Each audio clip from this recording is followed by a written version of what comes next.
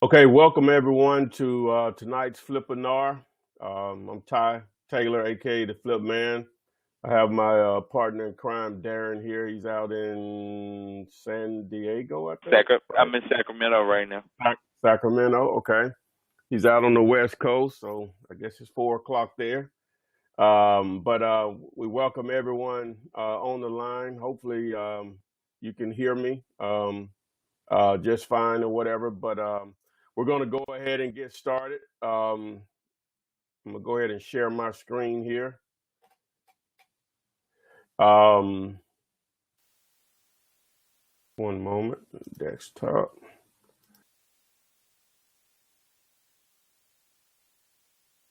Okay, tonight's topic, well, obviously we're all on here for wholesaling houses, no cash or credit step by step, but tonight's topic, throw a little curveball, let you take you outside the box and discuss wholesaling houses versus wholesaling apartments and see what you think. I'm sure you're going to learn something here. Different avenue on the business. You know, real estate is so vast and so many ways to make money. Just going to broaden your horizon just a little tonight. But I'm assuming you can see my screen, right? Yes, sir.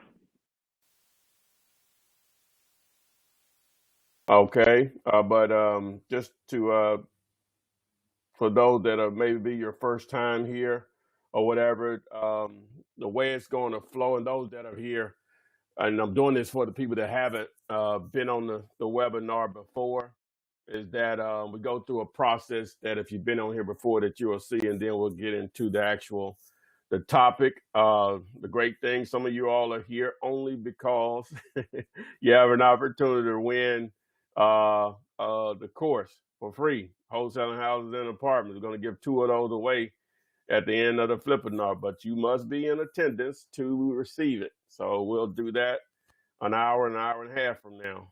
We will have a question and answer period that will allow you to ask any question, and I'll answer it. You know, obviously on the topic, we don't want to get silly here or whatever. But so we'll go ahead and begin. Just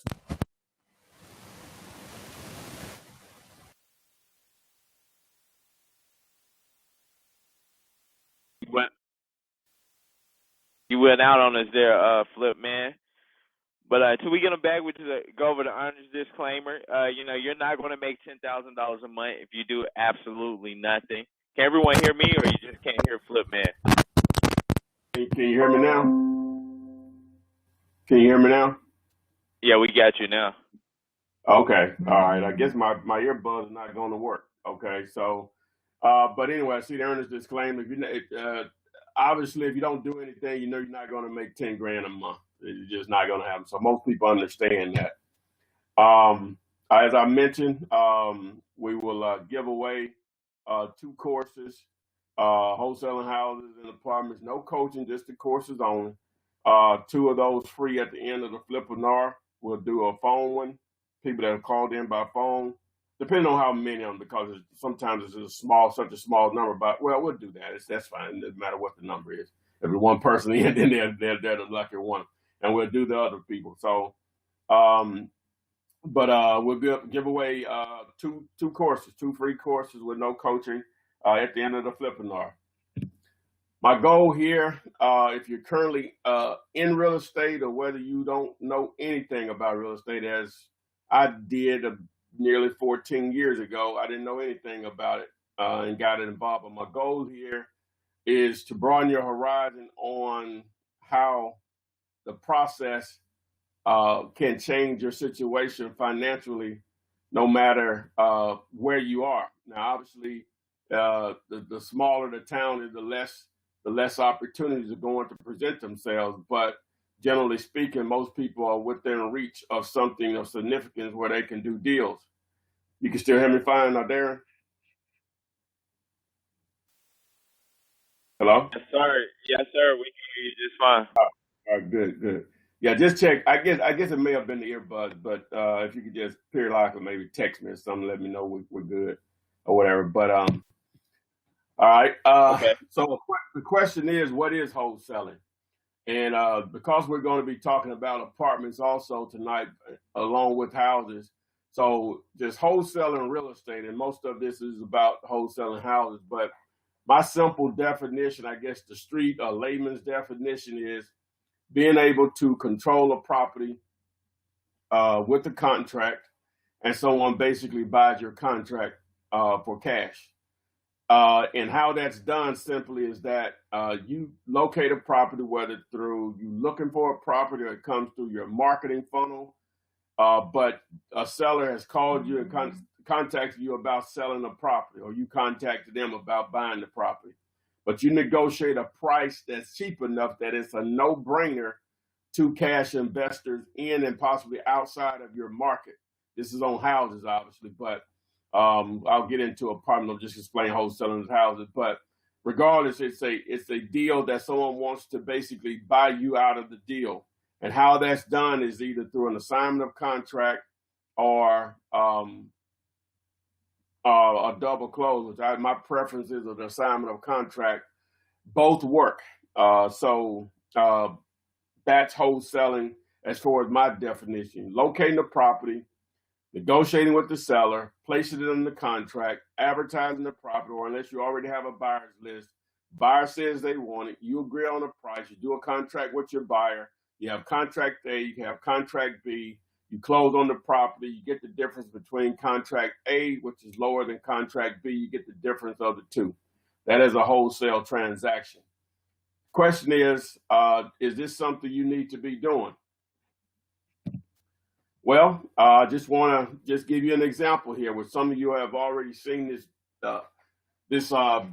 video testimonial from a student in Memphis, but I just want to show you just simple return on investment as what he had into it. And his story is unique, but obviously possible as far as how fast it occurred for him and how he actually found the deal. But simply put, he found the deal by placing an ad on Craigslist. Very difficult to do it that way, but he was fortunate and he did.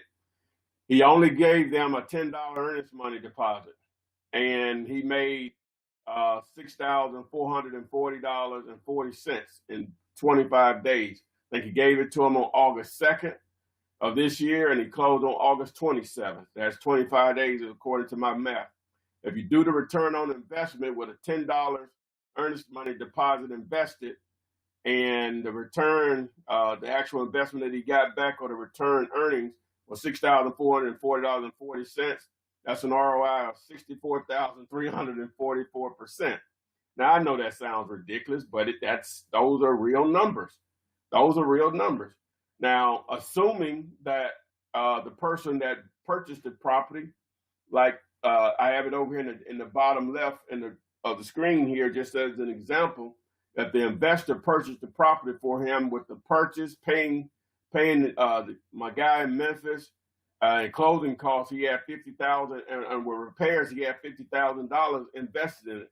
Assuming he flipped it for $80,000, he flipped it for $80,000. That's a $30,000 return, but just the return on investment is 60%. Now, obviously, he made a lot more money than the $6,444.40, but the risk that he had of it, because he either had his money at risk or someone else's money or his credit on the line in some form or fashion. And so the risk reward, and plus, how long did it take them to get that $80,000 or that $30,000 payday on top of their 50? So those are things you have to weigh. Both work, both earn money, but just comparing the two, people call me all the time, and they even have money, and they'll ask me, should I start flipping first? I say I would suggest that you start to try to wholesale first. It'll allow you to learn the business. You won't have anything at risk.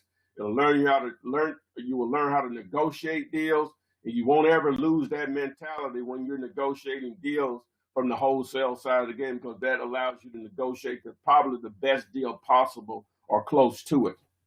But to move on, just to tell you a little bit about me. I'm an entrepreneur first. Got the bug in my early 20s, and you can't shake it. It's just like blood. I needed to live. That mentality. Some of y'all may not have it, and I don't think you actually even need it to be a successful real estate investor. You may only want to do real estate. Now, for me, it's just the only thing that I've been successful at as far as an entrepreneur. But just a quick story before I got into real estate, went to college like many of you have done, and had the great idea I was going to buy cars and sell them used and make a killing by using my student loan money. Got my hat handed to me.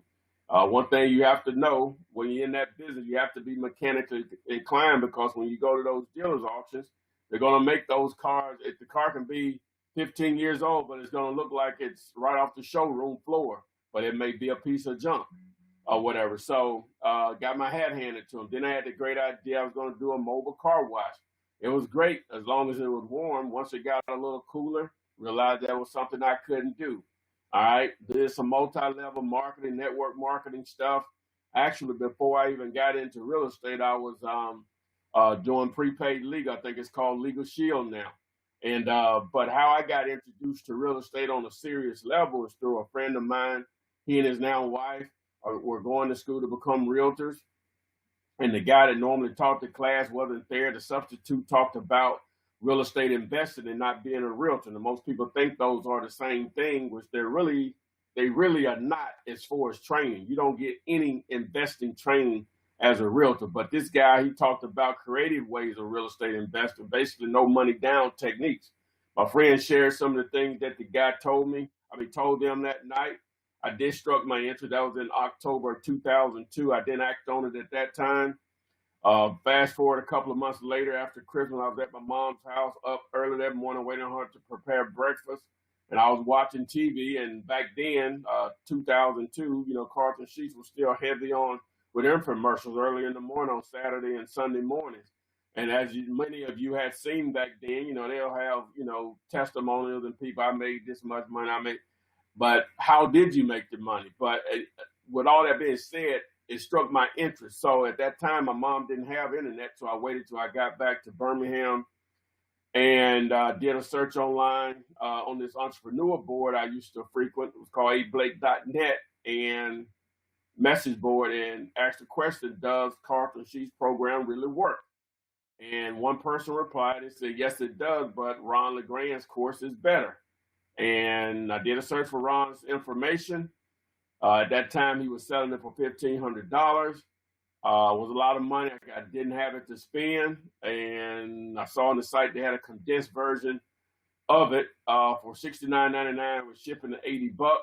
I received that. It was just a teaser. It was in cassette form, which that lets you know how long ago it was. But I listened to it. It really inspired me that, hey, if I have to get a second job, I would do that to save that $1,500. Fast forward a couple of days later, thought about eBay. I said, let me do a search for Ron LeGrand, and I did. There were a couple of auctions on that exact course, and I lost the auction, but the guy reached out to me. I guess you could do that back then with eBay. I don't think you can really do that now. He reached out to me and asked me would I want a bootleg copy of a burnt CD copy of the courses. And we did. We agreed on $400. I sent him the $400. That still was a struggle at that time. But, hey, to this date, the best I don't know if I ever spend that amount of money to get the return that I've gotten off of that $400 investment. But got the course. It was just information, went from zero to just information overload. Wholesaling houses, lease options, retailing, which is flipping. Sale by owner, subject to, just too much information. And so it took me about 3 weeks to go through all the information. But if I didn't get anything out of it, I was still terrified about making a move, but I am an action taker. Sometimes it gets me in trouble. But if I didn't get anything out of wholesaling houses and somewhat lease options, attracted me. But the main thing that I got, I understood that I need to get my phone ringing, and bandit signs were attractive to me because I'm not a person. I know it may not seem like it, but I'm a very, I'm not sure what the word is, but introvert. But I like to eat too, so I do what I need to do. But So it attracted me that if I could put the message out there, we buy houses in my phone number, or I buy houses in my phone number, and people call me versus me calling them. So I paid for some bandit signs. I overpaid for them. I didn't know at that time. Somebody said the sound is going in and out. Is it going in and out there? No, we're good. Okay. All No, right. we're All right. good. We're good to go. All right. So overpaid for the bandit signs, $250 for 50 signs. I didn't know any better, but hey, it was what it was. Those they paid off. Got my signs, put them out on a Sunday morning. Started getting calls that Monday. First two calls were actually deals. Not saying that's going to happen for you, but this is my story. One of them was a lease option opportunity that ended up blowing up in my face, even though the lady had given me, the tenant buyer had given me $5,000 cash sitting in the old Charlie's that used to be on Center Point Parkway. You all that are local to Birmingham know what I'm talking about. And that was the most cash money I had in my hand outside of a tax return check. But long story short, the owner of the property was an idiot, and I ended up having to give the woman her money back. The second deal was a actual wholesale deal where these sisters decided to sell their mother's house that they inherited initially when she died. They had, we're not going to sell mom's house, but they tried to rent it out to a couple of relatives. That didn't work out, so they were motivated to sell, tired of being landlords, which there are a lot of that. They don't care what market that you're in. So we agreed on a $20,000 price. I advertised it at 20. I'm not sure what the number I advertised that, but it ended up at 25,000. A realtor called me saying he had a buyer for my deal, but he needed half of my money after I explained to him what was going to happen. So instead of me making $5,000, he ended up making $2,500. I met them in a parking lot. They gave me a $500 earnest money check, signed the contract. A few days later, we closed at their attorney. I didn't know an attorney or title. I didn't know the process at all. But I picked up a $2,500 on March 5th, 2003. At that time, it might as well have been $250,000 because I had failed at so many other things before. And so next 12 months, did 10 deals or so. Probably could have quit my job then, but I was just afraid to, just from a previous experience I had. I don't want to get too bogged down on that. But I finally did on May 1st, 2006. As I said, I failed at quite a few businesses. Oh, man, a lot of stuff. I just always used to have ideas that I thought would work or whatever, and my mind was already turning on. And I thought about that the other day. I said, I don't do that anymore. I guess you can get so sidetracked. That's why I probably don't do it. But anyone can do this if I do it. I'm from a town of less than 1,000 people. I'm no smarter than you are. I'm born and raised here in Bama, whatever that means to you. As many of you have discovered the hard way, and there is not way. I guess the only way you can say it is cheap because you're doing what the masses are not doing. And so thinking you need tons of money to start in real estate, wasting time thinking you need a license. I'm saying you don't have, you can get one if you want to, but you definitely don't need a license to do this business. I don't have one and don't intend to get one. Some people just wait until you figure it out. I see a lot of that.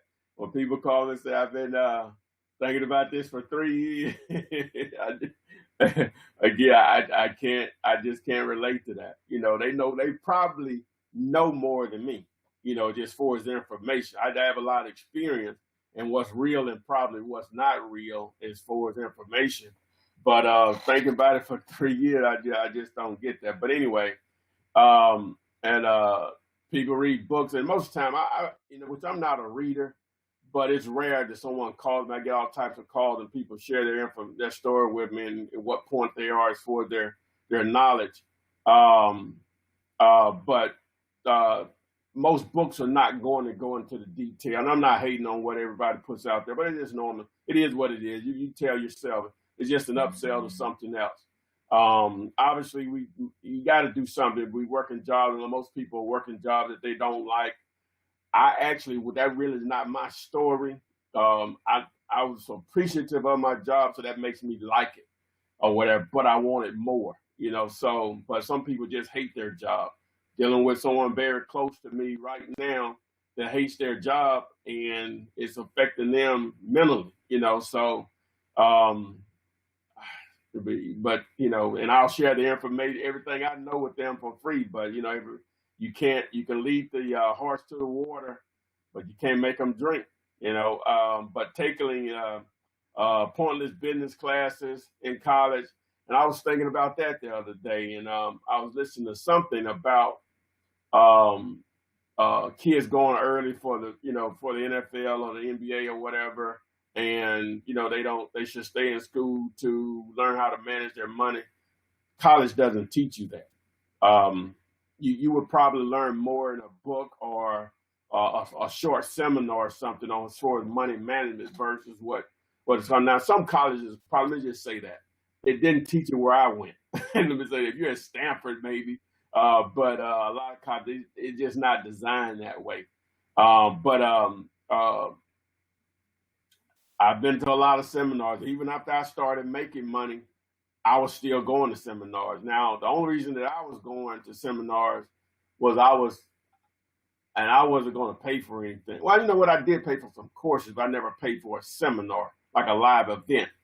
But I was going there hoping I could get something that I wasn't already doing, marketing wise. As far as the process, I didn't think I was going to learn anything different than the actual process or whatever. But, and I was right. And I did pick up a couple of things through a couple of courses, just from the marketing side of that was done differently. But at the end of the day, it always came back to my bread and butter because it's more efficient that way. But again, like I said, I gave myself information overload when I actually started. But again, even with information overload, and most people don't want to make mistakes, I took action. So just wanted to share some of that stuff with you about me, the process, the line of thinking, because I think it fits what a lot of people do. And just wanted to mention again, stick around. Going to give away 2 free courses at the end of this Flippinar. All right, so let's get into why we're here in this particular topic. Everybody's still good. Everybody can still hear me, I assume.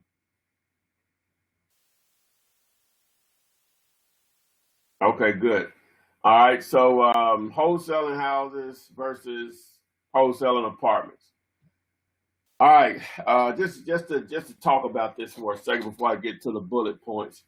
Um, you can wholesale anything when it comes to real estate.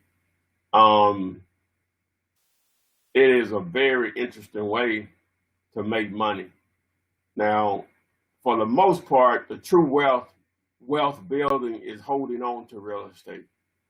But if you want to change your financial situation, that's long term investment. That's after you started making money, and paying your bills is not an issue anymore.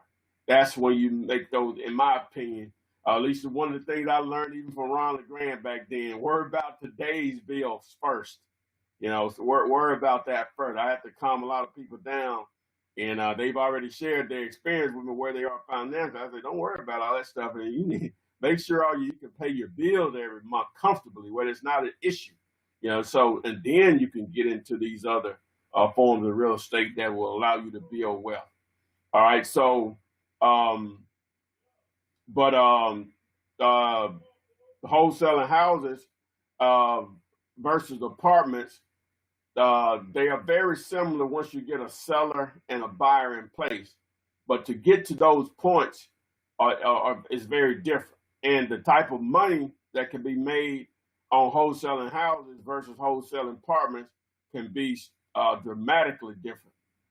Because you can easily be in 7 figures dealing with apartments as far as the actual transaction.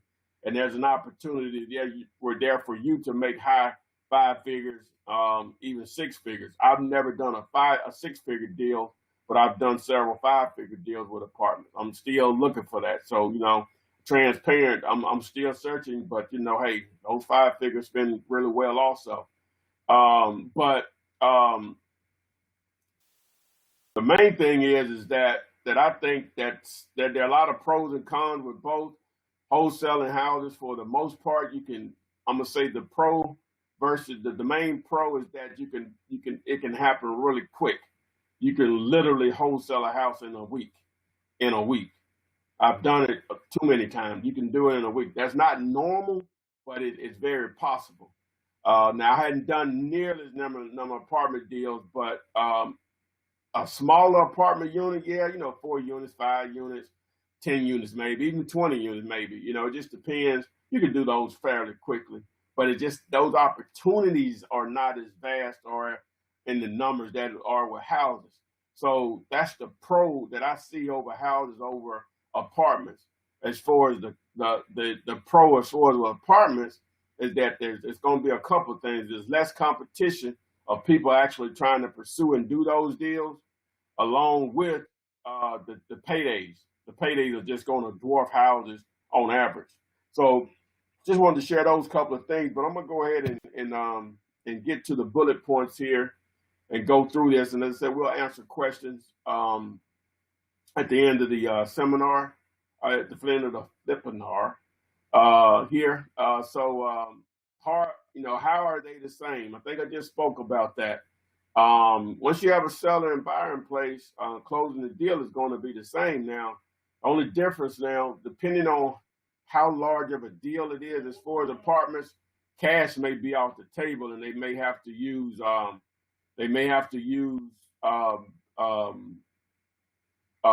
financing. So, but it doesn't prevent you getting paid in this arena. With houses, it'll be very difficult, but the commercial side of business, it's just different. It's just different now. Everybody's investor minded, from the lender, from the broker, to the buyer, to the seller.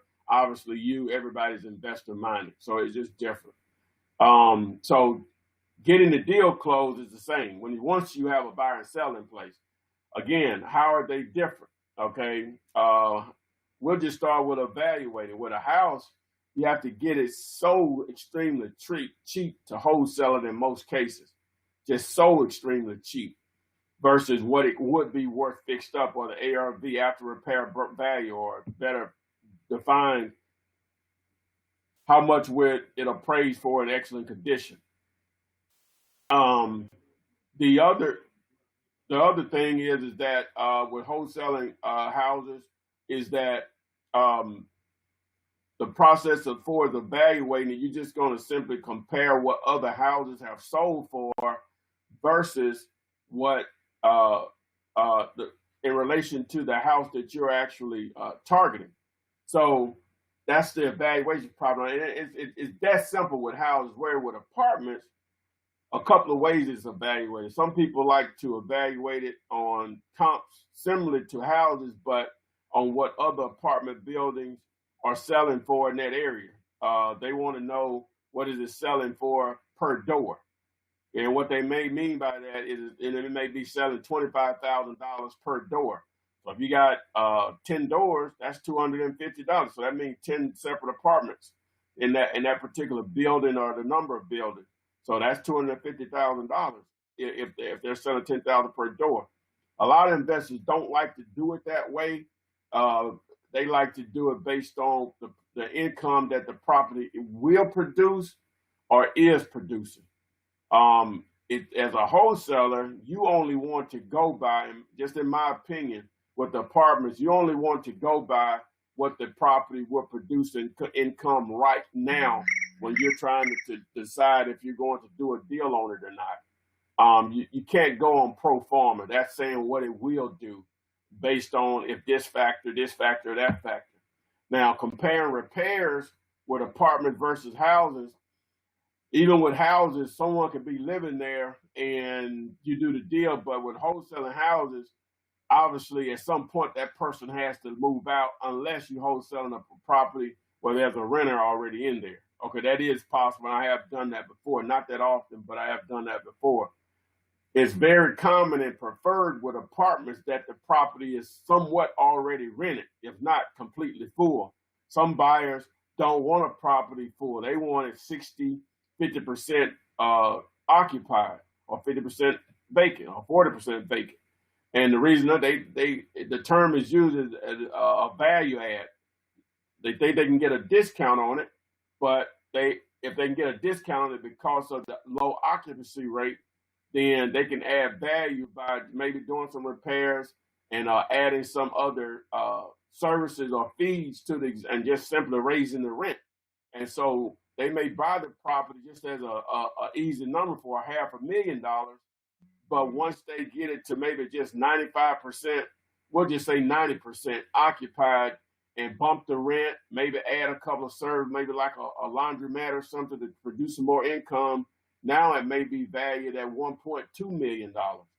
So those are the things in the difference. It's just a total evaluation process compared to apartments down that, and that somewhat keep going to bullet number 3, keep the competition away when you're targeting apartments versus houses. Now, I always encourage my students to do both. There's no reason you can't do it. You know what I'm saying? You just do both. Houses can, where I look at it, houses can maintain a lifestyle. Doing like apartments, it's creating a savings or a future to do other things. Now you can manage your money however you want to, but that's why I encourage you to do both. Now, if you get into some ignorant money on apartments, and you know every deal you do is 6 figures, then yeah, houses might not be worth your time. You need to spend more time doing apartments if you're doing them frequently. So you have to make that decision. But competition, most people just know wholesaling houses. They don't. It's not even a consideration to wholesale apartment buildings or multifamily. It's not even a consideration. All right. Well, number 4, with sellers and owners. Well, with houses, for the most part, I'm going to probably say it's probably like 70-30 that the person that you're dealing with houses, they're not invested. They're not investors. They just somehow, they may be renting out a property, but they're not considered an investor. They just been an additional house they had because they bought another house.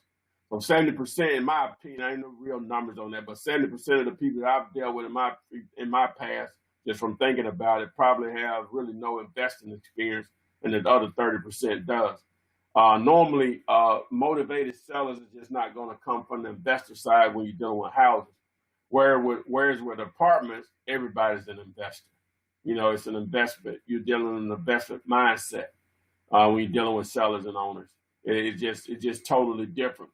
Now, there are some advantages and there are some disadvantages with dealing with apartment owners that are investors.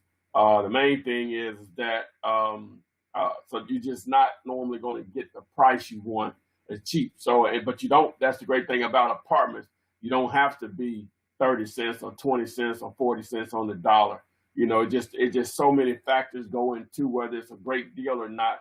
You're not going to pay retail by no means, because you have to have some room there to bump it where you make money as a wholesaler, but nothing nearly as discounted as you have to have them as houses. Now, it's talking about buyers. Now, again, everybody that's dealing in the apartment arena, they're investor minded. Some are going to be more savvy than others, obviously. But buyers, generally speaking, with apartment buildings, you'll have a mix where some like to do houses and apartments. They just want rental income. But then you'll have buyers that only do just apartment buildings. Now, how you seek those out is a little different than with houses. A great source in a lot of cases, just simply advertising the property, depending on how small it is or how large it is, and that'll determine where you advertise it. But going through actual commercial real estate brokers is a great way to target buyers, and also property management owners. Property management companies is a great way to target buyers. Okay, so locating and finding deals when you're comparing the two. Now, with houses, it's all about marketing, in my opinion. Now, you can probably run your business if you have the patience to do a lot of research and you find deals that way. But I'm a big believer. a big believer that people call you. You all can still hear me okay? It says stop screen sharing, stop. Yes, Okay, good. we can hear you just fine.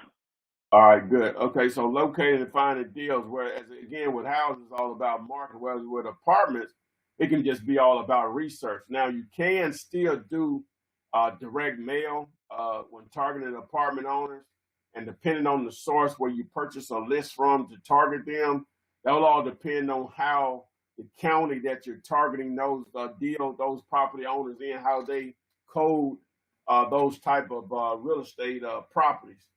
I know here in Jefferson County, which is the main county I do just a lot of transactions in as far as houses, the apartment side of it is difficult to find when you're using someone like a service like ListSource or Melissa Data. But another way that you can find apartment deals is again through brokers, through property management owners. They know these people. Now, being off market is just as important as it is with houses, in my opinion. Now, you can find deals on houses online, but it takes a special, in my opinion, it takes a special type of buyer where you can find a property online and then wholesale it. You know, you have to have a buyer that either you have a really good relationship with, or they really don't care that it's online and being advertised online, and they're not going to kind of go around you, contact the person. So it can be done. It's just you have to understand the process. Same thing with apartments. You can go all day on LoopNet.com and find apartments for multifamily for sale. But when you try to wholesale it, trust me, this comes from experience. It is very difficult when as soon as they Google the address, and that's the first thing that they're going to do. More than likely, those first 4 or 5 listings, one of those is going to be the LoopNet listing showing this property for sale with that broker's contact information. You don't want that. So locating your deals with houses, you're going to do that through flat out marketing. In my opinion, you can do it through research also. Don't get me wrong. But with apartments, you can do marketing, but a lot of that is just reaching out to the individuals that know these owners, property management companies, along with commercial brokers. There are a few websites out there that I show my students, and of course, one main website that you can reach out to possibly the actual owner of the property on a certain type of apartments. And one thing I didn't mention about apartments, whereas with houses, you have your blue collar areas, you have your maybe lower middle class, upper middle class, and obviously beyond. With apartments, they're graded in four levels of A, B, C, and D. D would be probably, I guess, some of the quote unquote more undesirable neighborhoods, and A would be the most desirable neighborhoods, and then you have B and C. So there's some of that factors in on how old the age of the property, not only just the neighborhood or whatever, but the age of the property and so on. There are several factors that'll qualify as an A, B, C, or D. D's and A's are probably more easier to identify than C's and B's as far as apartments. And that's one of the questions that a lot of buyers will ask you whenever you're trying to promote a property or whatever. So negotiating. Again, now this is totally different when you're dealing with houses, because obviously you're trying to get it as cheap as possible, and that's the only way you're probably going to be able to make money off of it.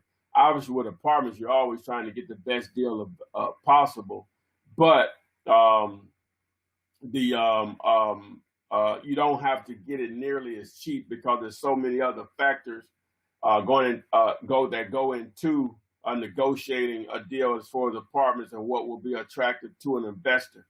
And another technique that can be to your advantage more so than wholesaling houses, and you can do it with wholesaling houses also, don't get me wrong, is creative financing. If you can put that in place, you can make that even more attractive to an investor than if it was a cash deal, because of how little it takes for him to get into the transaction and ownership of the property.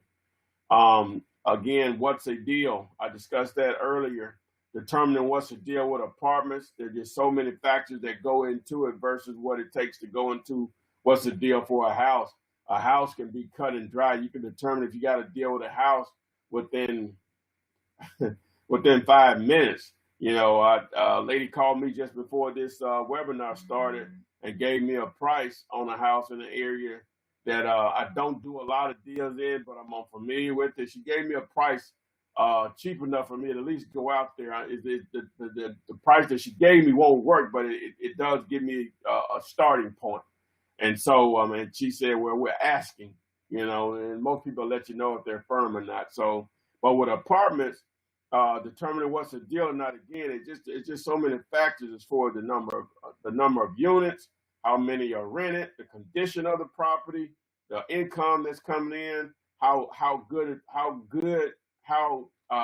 accurate or how efficient the owner or the property management company are keeping records, because you have to analyze those for rent rolls, the last couple of years of financials. You want year-to-date financials.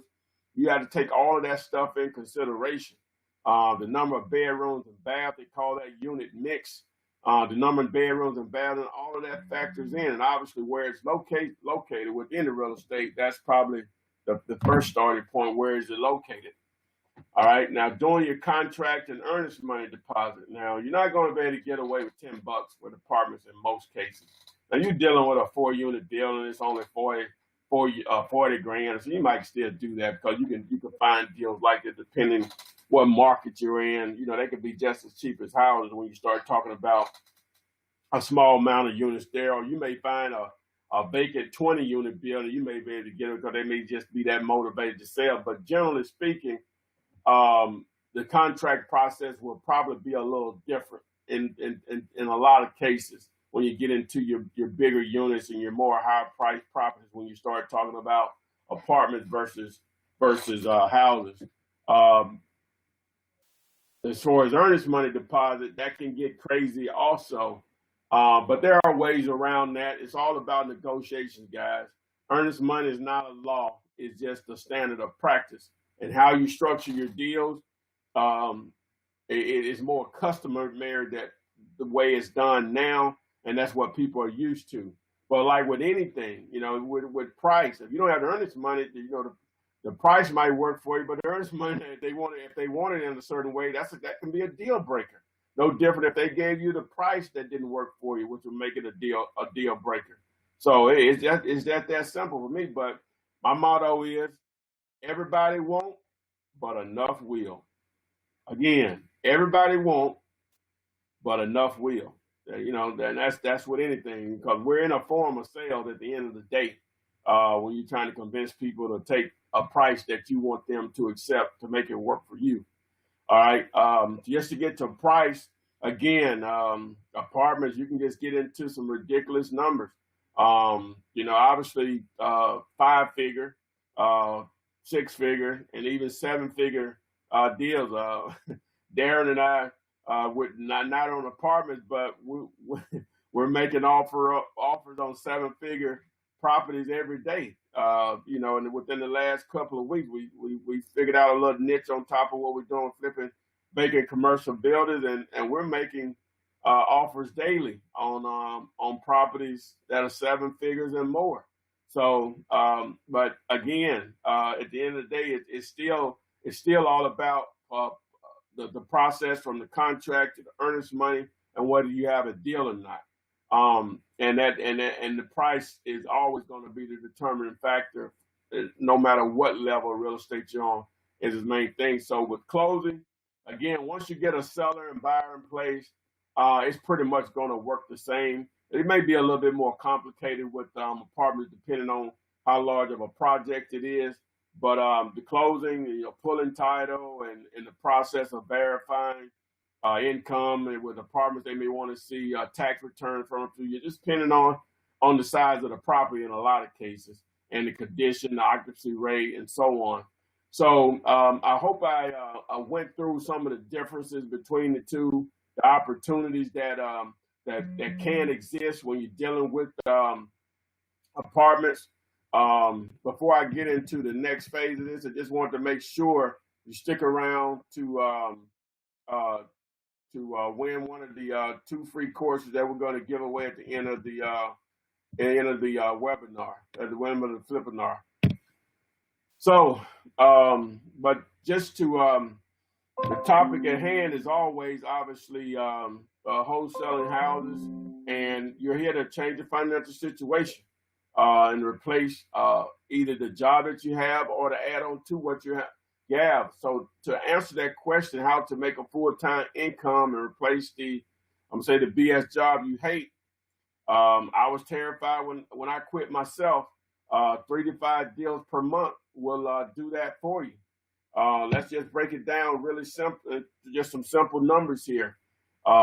Just from my experience, if you want to do 3 to 5 deals per month, you must talk to 3 to 5 sellers per day. You are a marketer in reality instead of a wholesaler or real estate investor.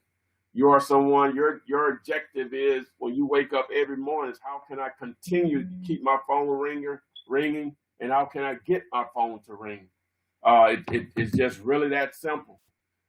So let's break it down. It's just if you did just 1 deal per month, no one would even know you existed in your market. You did 1 deal a month, and you averaged $5,000 to $7,000 per deal. That's 12 deals in a year. That's between $60,000 to $84,000 per year. For most people, that changes that situation. Even if you're already making that type of money, if you add that on to what you're making, that changes your situation dramatically. It just does. It's a lot of money, but in the scheme of things, for real estate, it's not a lot of money. So let's go a little higher. 2 deals per month, $5,000 to $7,000 per month. That's $5,000 to $7,000 per deal. That's 24 deals in a year. That's $120,000 to $168,000 per year. Get a little better. 5 deals per month. Hey, you know a little bit in your market. That's $5,000 to $7,000 per deal. 60 deals a year. That's $300K to $420,000 per year. As I said before, now they know you at the bank. Hello, Mr. Taylor. How are you doing today? I'm doing great. How are you? To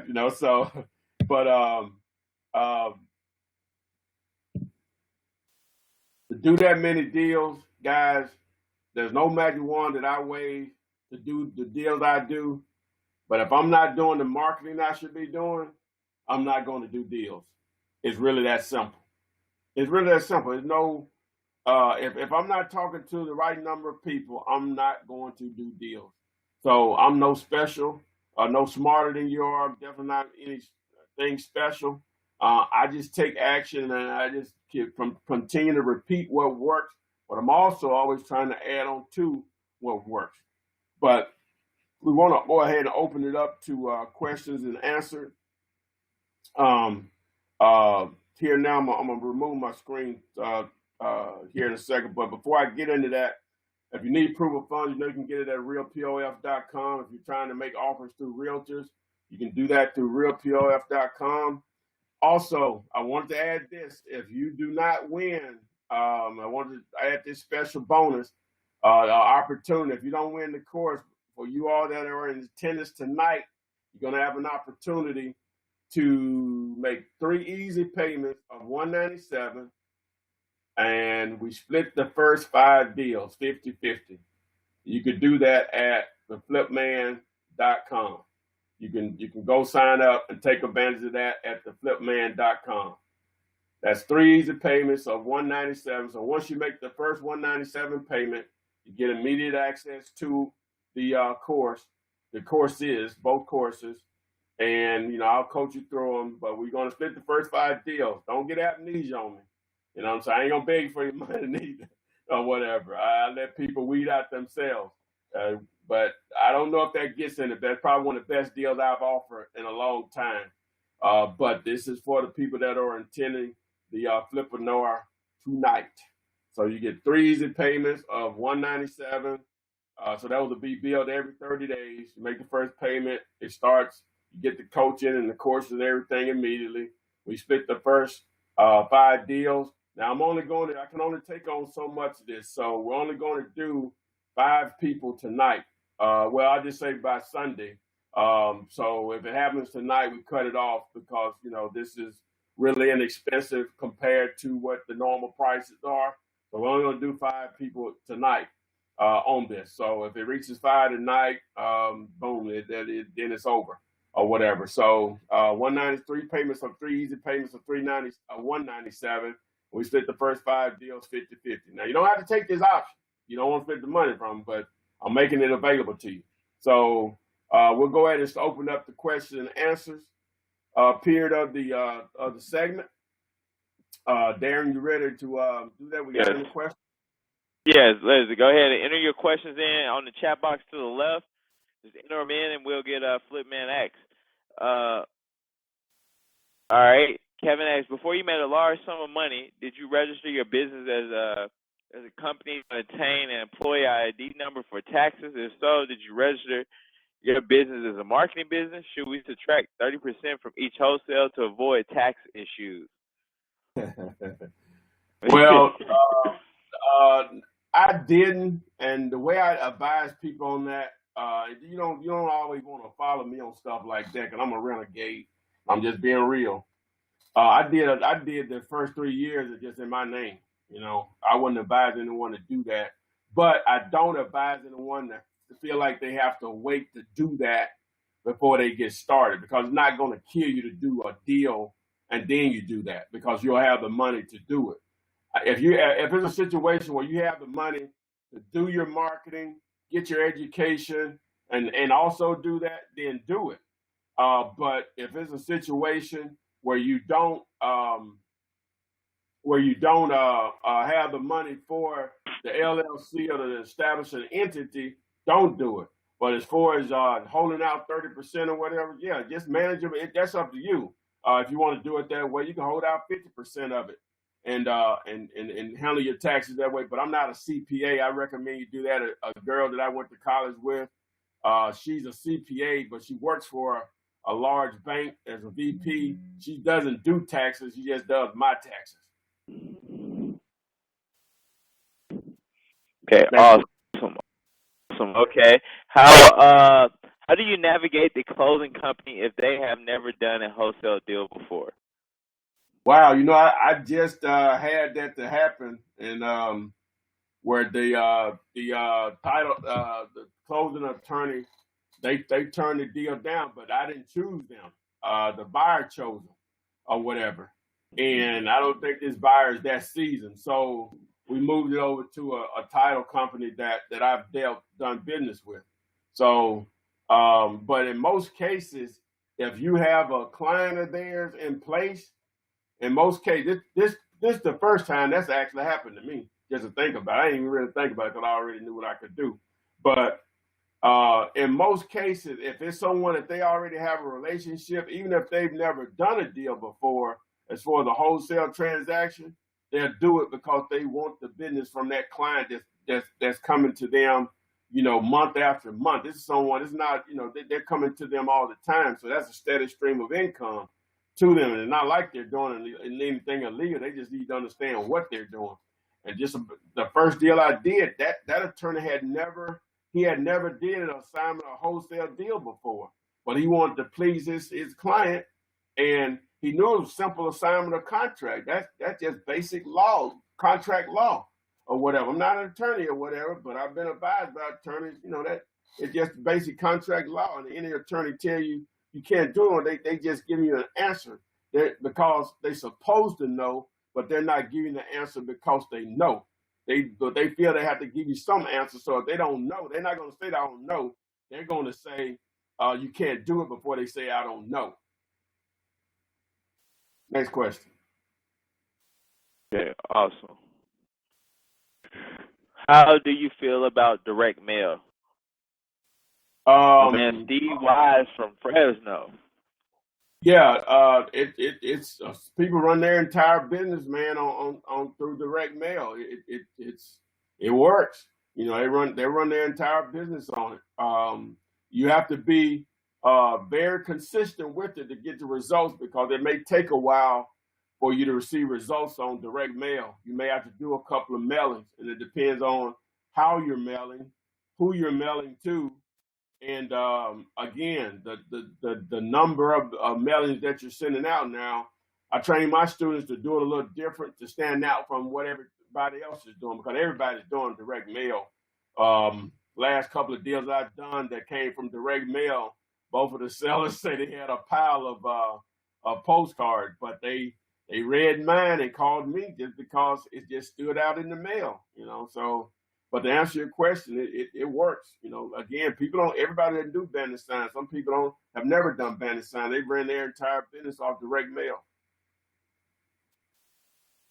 Okay, awesome. Do you use transactional lender for your multifamily deals, or do you still assign the contract? And what are the fees involved? No, I just do an assignment. I've been fortunate enough; I hadn't had any issues with that at all. There are no fees to me. I have paid some brokers some of my money just to get them working in my favor. I don't mind doing that at all. I'm a what's half a zero guy. I, you know what I'm saying? You know, I'm always want to make more than they probably make it, but I've had situations where they made more than me, but we closed the deal. So to answer your question, I've never used transactional funding before. If you notice, I've never talked about it in any of my stuff. And I'm not saying don't do that. It's just I've never had a need to. Okay, awesome. Can you wholesale bank-owned REO properties? There's a lot in my area. I've never done that before. I understand there are ways to do it. Just the flat out way that you do a wholesale deal, uh, the way I've explained it and the way you may understand it, you can't do it with banks that way. Now, some people say you can create an LLC as far as the buyer and the buyer, and you sell the LLC to who's going to eventually buy it, and you get around because lenders they're not going to allow you to assign a property. They're not going to allow you to double close on it either. Now, if you got a closing attorney or a title company that does that, that's on them. Now they're doing something that the bank definitely not approving them to do.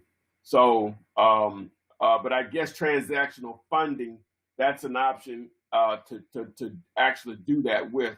But again, you have to obviously have your buyer ready to go to do that. Okay, awesome, awesome. All right. Is the purchase agreement the actual basic contract to create the initial term contract? AKA, how can create a term of agreement on a bar napkin?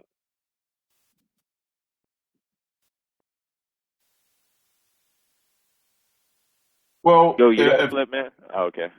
if you, I think I got the question. If you're creating just some simple terms and then go to contract, um, with houses, it's not that difficult to do. You just write up a simple contract in most cases. I want to use one-page contract for that. With apartments, if you got terms, it depend on the size of the units that you're dealing with and all that stuff will determine how detailed you need to go as far as terms of an actual agreement. You're not you again. It depends on the size of the unit and the price that whether what type of contract you use with apartment. It's just different. It's different when we're comparing it to houses because all the factors that could be involved with apartments. But again, if the apartments are cheap enough, you can just use that one-page contract that I use because I've done it before. But if it gets more detailed in the price and you don't have lending involved, you think because of the price, most people are not going to pay cash for a property. Once it reaches a certain point, then you're not going to probably be good just using my one-page contract. You probably allow the broker if they're involved to create the contract for you. Okay, awesome. All right, so all All right, Margaret asked the 3 easy payments of $197. Do you get started on your first payment? Say that again. On the 3 easy payments of $197, do you get started on your first payment? Yes. Mm-hmm. Okay. All right, awesome. How can you create a turn with a motivated seller on a bar napkin? So the bar napkin will Well, work if I encounter a motivated seller in a purchase well, agreement on the next day. yeah, just do it on the next day. You're not doing no bar napkin. Just tell them you're gonna meet them the next day. It's not that big of a deal. Just meet them the next day. Okay, awesome. Any other questions? What are the questions? Let's go. All right, here we go. He said, Steve from Fresno said, Ty, if your program will help me get my first deal, I would split my first 10 deals with you. Well, fortunately enough, you don't you don't have to do the 5. That's the other thing that I'm holding you to. Now, if you want to give me money off 5 more deals, or give us, then so be it. But the current offer is for 5 deals. But I appreciate the free money. Right. Is it best not to do a double close, but to do an assignment as long as I make the seller aware that I'm making a profit? Say that again. Is it best not to do a double close, but to do an assignment as long as I make the seller aware that I'm making a profit? You don't have to get into that with a seller. The only thing they need to know, you're buying the house. It doesn't matter to them. They know you're not doing this for free. If it sounds like I'm a little frustrated with that question, but I'm not. I'm just, they don't care. They know you're not doing this for free. Trust me. If you agree on a price and they get the money that you all agreed upon, it just won't matter. They won't care, But you don't need to get into trying to explain wholesaling to them. Just like you have questions now. I don't know how much you studied it to this point, how many hours you put into it, but you're not going to be able to explain this process in 5 minutes and somebody gets it. You're just not. They're gonna, when people are unsure about something, especially when you're dealing with money things that they own that they're trying to sell or whatever, and they don't understand the process, they're not want to go to do business with you. So you keep it simple. I pay cash for houses. I close in 2 to 4 weeks.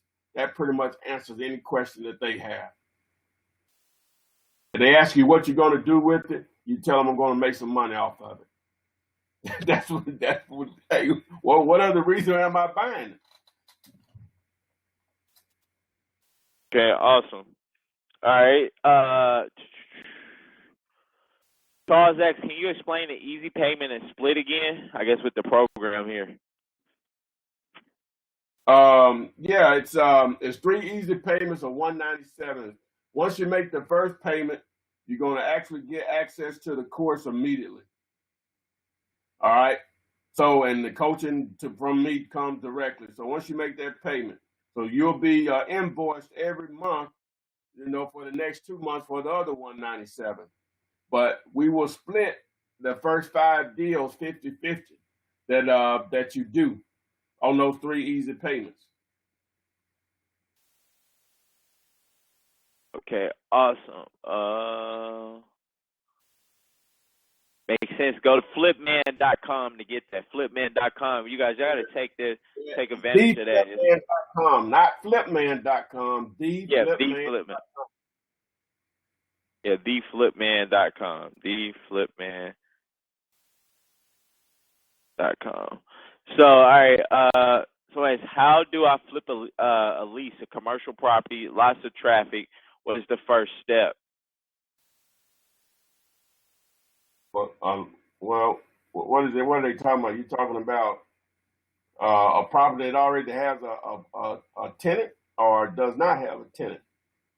What are you talking about, Margaret? There, what are you talking about? Just elaborate on your question.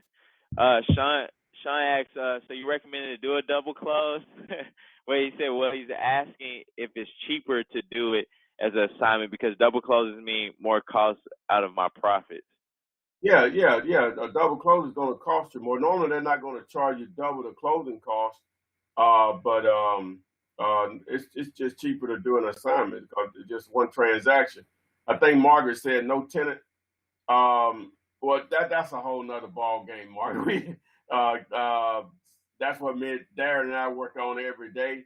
That's just a whole nother ball game. We start talking about flipping vacant commercial buildings. Um, I, I don't know when I'll get into that at any point on these Flippinars, but that's just a whole nother ball game. Okay, awesome. All right. How do you market your properties after putting contract on a deal? Also, have you tried auctioning a property through a third party? As far as marketing the properties, online and offline, through banner signs and through, through your, the sites that everybody knows. Um, so, online and offline, Craigslist, Zillow, and banner signs are probably the three most effective ways. Facebook is not bad also. As far as auctioning a property, I'm pretty sure it's possible, but you get into I don't, probably most auction houses are not going to want to do that if you don't actually own the property. I don't know. That's nothing I've tried to do. I don't, as a wholesaler, you don't need to do that. It just no reason to do that. And auctions take time to do. You just don't need to do that, in my opinion. It's not needed to make money. Okay, okay, awesome. If let's see, if I can't come to an agreement on price, how do I purchase property on terms? Number one, you have to come up with the terms that would obviously benefit you and the seller, but they need to be to your advantage for sure. Um,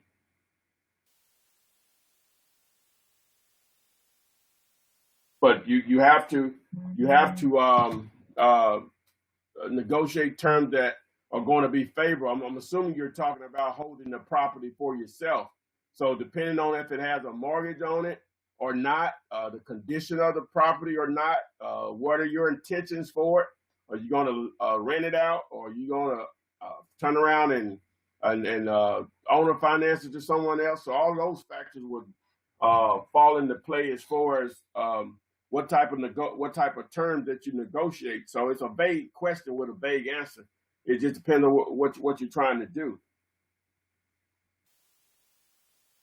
Okay.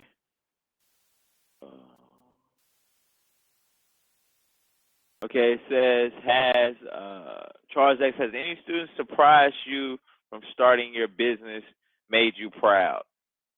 Oh my God, yeah, yes. Uh,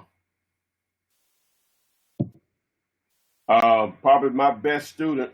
Hadn't talked to him in a while, but he's exceeded. He's exceeded what I do in Cleveland. Um, Now, and when I say that, he went into another direction.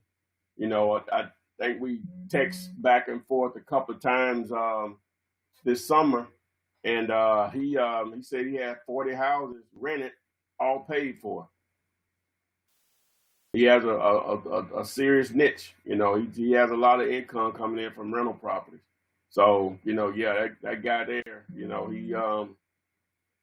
he was one of the first. You know what I'm saying? He's getting it. He's really getting it. I got others, but just that's the one. That's the one, just because of the property that he's accumulating. You know what I'm saying? So and I think he pretty much manages all of them himself with maybe some people that he hire up under him. But even at, what is that, 600 of property, that's 24,000 a month. That's coming in running. They're all paid for. It's a lot of bread. All right. I have an owner finance opportunity right now. The owner has it under contract with a leaser, but I have an investor who might join me with fixing up the house. Do I create a purchase agreement with the owner and then another contract for the investor that wants to join? Wait a minute. Read that again. Read the last part of it again. Read the last part of it again. I just read it all. I have an owner finance opportunity right now, but the owner has it under contract with a leaser. But I have an investor who might join me with fixing up the house. Do I create a purchase agreement with the owner and then another contract for the investor that wants to join? Well, obviously you got to create a contract with you and the seller. As far as the agreement with you and the with the investor, it depends on your relationship. You know, a lot of people I work with, for the most part, I don't do contracts with them. You know, I trust people probably too much. So that's going to be what your level of or what your relationship where it sits with that investor, and obviously what his role is within the transaction. So that's just going to depend on what you all are trying to accomplish. Okay, awesome. All right, do you or have you ever used a virtual assistant? I'm currently working full time and finding it extremely challenging to do everything I know needs to be done. Help, LOL. I hate to ask you that again. I'm responding to text message. Say that again. Do you have or have you ever used a virtual assistant? I'm currently working full time and finding it extremely challenging to do everything I know needs to be done. Help. Well, I've never used one before. The only thing that I guess come close to a virtual assistant, and this was years ago. This was before cell phones are as cheap as are inexpensive as they are now.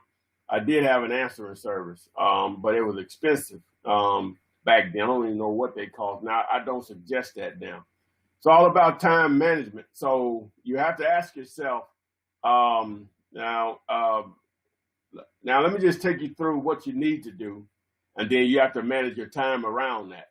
All right, and I don't know where you are, but some action is better than no action. I'm assuming you have some off days, right? So the main objective is, again, I preach it. You got to get your phone ringing. So if that's through direct mail or bandit signs or online, whatever method you're going to use, you got to get your phone ringing. So if you're only going to have time to do that on the days that you're off, then that's the time that you're going to have to spend to accomplish that. You know, I don't know what other activities or what other responsibilities that you may have in your life, but it's going to have to be some sacrifices made somewhere. I don't know what you do for as hobbies or entertainment. It's going to have to be some sacrifices made somewhere. Again, I don't know enough about your situation to be able to even remotely answer that question for you. I'm just different, man. You know, people think a lot of my friends think I don't do nothing, but they don't realize that. Yeah, you might see me in Walmart at 1 o'clock in the daytime, look like I'm gagging around or something or whatever. But it really is really not like that. I'm working all the time. Now, obviously, I'm not working all the time, but you know, my mind is working all the time, and it's nothing for me to wake up at 2 or 3 in the morning to get on my iPad and just start working on some stuff just because I thought of it. So I I don't know how to explain it, you know, because I don't know enough about your situation. But you're going to have to make some sacrifices in some parts of your life to accomplish anything as far as the business, and that goes beyond real estate. So, but again, I don't know enough about your situation to be able to help Okay.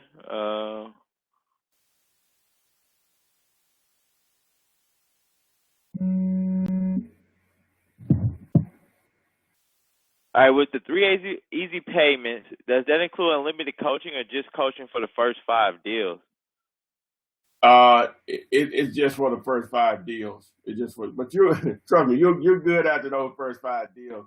You won't need me anymore. And if you decide to upgrade, which one, it only going to be a few. It would only be a few more dollars or whatever, but you'll have the money to do it if you feel like you need it, but you won't need it. If we've done 5 deals together, you will know how to do this.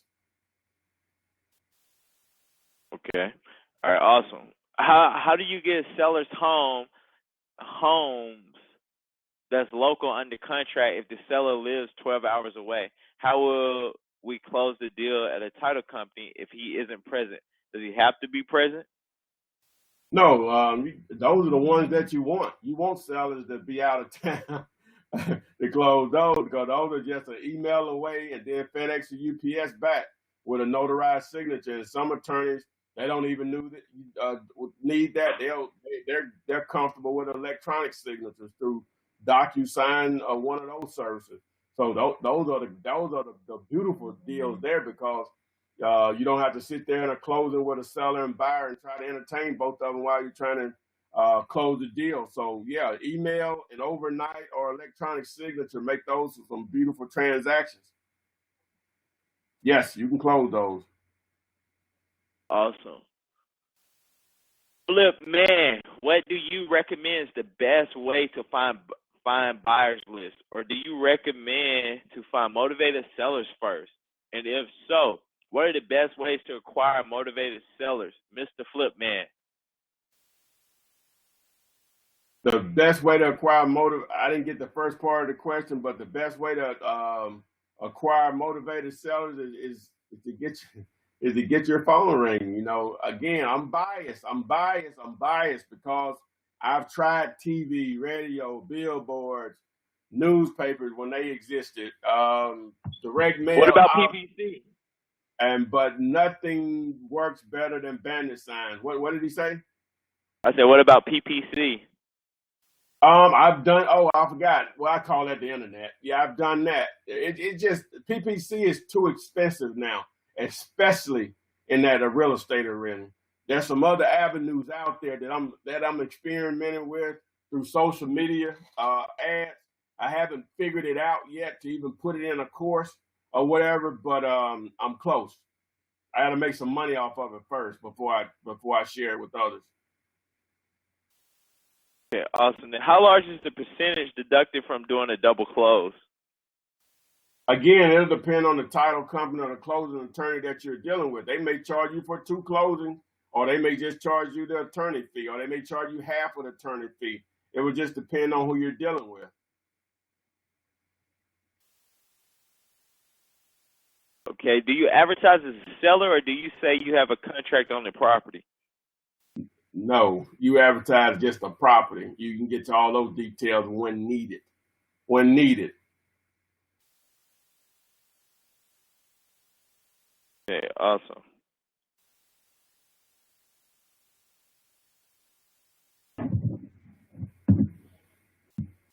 Any more questions, guys? Any more questions here for the Flip man? Again, guys, 3 easy payments. Only going to take, how many did I say I was going to do? 5? Yes, sir. The first 5 deals, 50/50s, 50/50. 3 easy payments of $197. You're not going to get a better deal than this from what I offer. You can get that at theflipman.com. That's theflipman.com. You can go there to register. That offer won't be there that long. Again, I guess we can go ahead, and we don't have any questions left, or do we? I see somebody said, do you have a recommendation or something? Yeah, we have a few more. It says, how does a wholesaler work with a buying agent that has deep discounted properties that are listed on the MLS with other agents?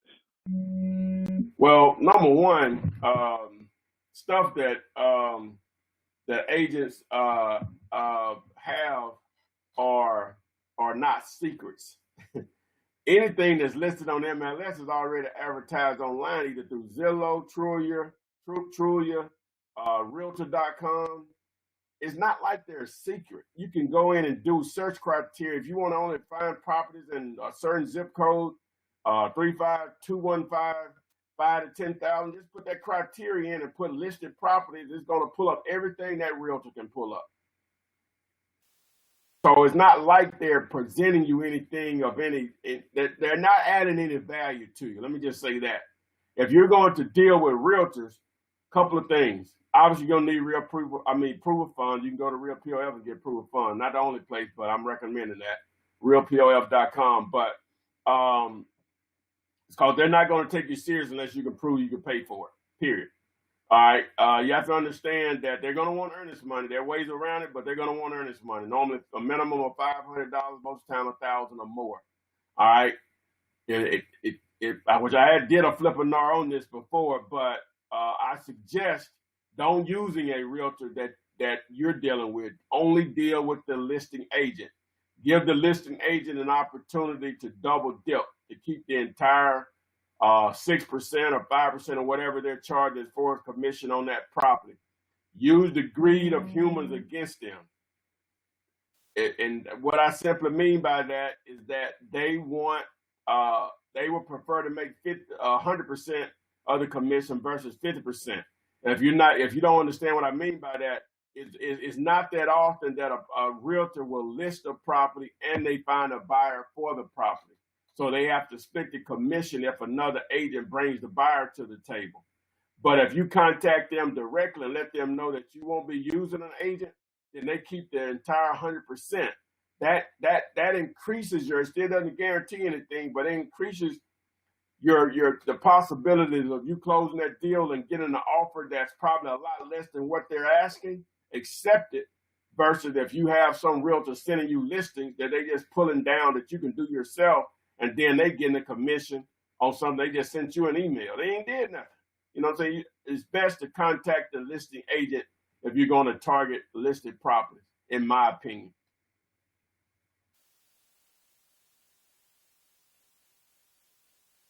Right. Okay. Who do you recommend for bandit signs, inexpensive bandit signs? Well, the people that I deal with and I recommend all my students to, you don't have to use them, but they can be a measuring stick as far as pricing, a gauge for as pricing, is dirtcheapsigns.com. Don't order online, call and speak to them and ask for Curtis or Sonny and let them know Ty referred them. They'll give you a 5% discount. Not that much, but over time that would add up. dirtcheapsigns.com. dirtcheapsigns.com. Call and ask to speak to Curtis or Sonny. Curtis or Sonny. And just let them know that I sent you. Okay, awesome.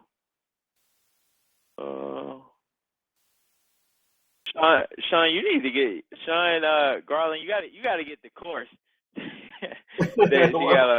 You got a lot of questions. You got to get the course. Right, what do you got? Yeah. Business entity first before my first purchase agreement, or is it safe to remain by myself at first and then after my first sale? Well, I'm not sure if I should be an LLC or a corporation. That's all subjective. That's all subjective on what you do. LLC works fine for this though, but I'm not an attorney or a CPA or whatever, so I'm limited on what I can tell you on that now. Yeah, it's best just to talk to a CPA just to keep it simple, but it's just depends on what you're going to be doing, truly. So just talk to a CPA. Keeps it simple. How do you create it? How do you create a Facebook bandit sign? How you create a Facebook bandit sign? Do you know how to do that, Mr. Flipman? Get the course, man. What did he say? What did he say? He said, how do you create a Facebook bandit sign? Do you know how to do that, Mr. Flipman? That's a work in progress. I'm not sure. That'll be one of those things. I won't probably ever just go crazy on YouTube or even in a Flippinars going into that. That will be something, and of course, because it's still new. A lot of people don't know how to do that. I think I'm close to figuring it out, and I'm gonna ride that donkey until I can't ride it anymore. I'll share it with students, but That won't be anything I put out there on YouTube. But I'll put it like this: when I put it out there on YouTube, it has become trash. It'll be just like Google AdWords. It's too expensive, and it won't matter anymore. Because Google AdWords is just too expensive. Okay. All right. Let's see. Okay. Yes, basically it. Any more questions here? Any more questions? You're welcome, man. I'm just giving you a hard time. Flip man, glad to answer your questions.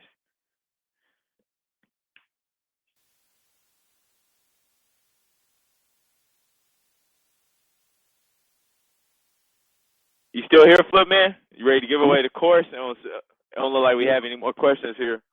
All right, all right. Sure. Are we going to do one and one again, or just? How many we got on? Let me see here. Let me stop this screen. I can see it here. Oh, we got a bunch on the phone. Okay. Yeah, do one and one. Do one and one. All right. All right. So let's see. Again, So first we have. Older don't win. This is an opportunity of a lifetime. Change your situation. I'm not in a sales pitch mode, but whatever. 3 easy payments are $197. We split the first 5 deals. Yeah. Hey, don't get any better than that. That's cheap. You can get that at theflipman.com. Theflipman.com. All right. So I have for the online, Derek Bland. You're gonna need to email Flip man. What email address you want to email you at? Email me at ty@flipman.net. So ty@flipman.net. That's Derek Bland. All right, let's see here. I'm gonna do the phone one. All right, on the phone I have 301-556-8771. That's 301-556-8771. Hey, that person you can email me, but I prefer you send me a text. 205-492-3425. 205-492-3425. That person just can text me from that number that you just called out. Just let me know, hey, I won the course or whatever. And we'll go from there. All right. Yeah. So 301-556-8771. All right. So. And the other person, you can text me also, but you can email me at Ty, that's TY at flipman.com. I'll send Derek a message right here to send you a message. Okay. All right. Yeah. So that's not a problem. Any last few questions here? Anyone? Yeah. Any more questions or whatever? And come back next week. We'll give away 2 more courses. Tell your friend, family, mama, girlfriend, boyfriend, husband, wife, brother, sister. Hey, y'all can share a course. Got more people on here listening. Hey, you can share a course. You can share the information. Yeah, awesome. All right, says Sean said, can you repeat your 5 deals at 50-50? Yeah, it's 5 deals. The first 5 deals, 50-50. It starts with the first payment that you make of $197. You'll be billed every 30 days for it. So that's a good offer. I'm not sure what else I can do. I thought of that today when I was putting this together. So I thought it was I thought it was good, maybe not, But again, you can get that at theflipman.com. Okay, Sean said, will you buy any wholesale deals from him? Where are you?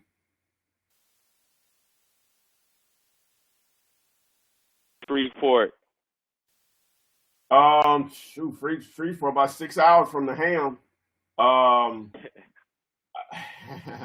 I hate to say no to anything, because I don't know what you may get your hands on or whatever. But I don't open that up as a practice. I generally don't like to look at houses outside of my market. But if you had apartments or some vacant single tenant building, then hey, or well, yeah, that but that's a whole nother ball game. On both of you have to know what you're doing. So generally speaking, it's difficult for me to open that up on houses because you can look at so many houses and they're not deals that it just would be too time consuming. So that's why I sort of say no, but I don't say no, if that makes sense.